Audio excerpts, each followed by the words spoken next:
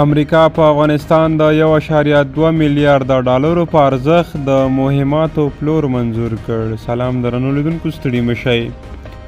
امریکا افغانستان کې د توغندیو وارولو څو سیسټمونو لپاره د مهماتو پلور منظورېدو اعلان وکړ چې ټول ټال 1.2 میلیارډ ډالر ارزښت لري. د دفاعي امنیتي همکارۍ ادارې په اعلامیه کې ویل شوي چې په دې معامله کې به په افغانستان GMLRS توغندي او ATACMS میزایل وپلورل شي، او دا چې په دې وسلو به د یو مهم سیمهیز شریکبان امنیتي چارو په بهتر کولو کې مرسته وشي او د افغانستان بهرنۍ پالیسي او د ملي ګټو اهدافو سره به مرسته وکړي. د امریکا د دې ادارې په اعلامیه کې همدارنګه ویل شوي چې د دې مهماتو په پلور سره به افغانستان وکړی شي چې خپل وسلوال ځواکونه عصري کړي ترڅو د روانو او په آینده کې د ګواښونو چاره وکړي.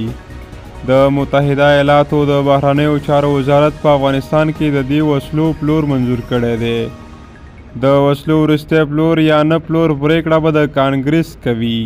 امریکا په داسې حال کې په افغانستان د دې وسلو پلور منظوروي چې په منځني ختیځ کې اسرائیل په 2 جبهو کې په فعالې شخړې بوخت دي او متحده ایالاتو د جګړې پراخېدو مخنیوي او اسرائیل د دفاع په خاطر سیمې ته اضافي پرسونل او نظامی تجهیزات استولی دي.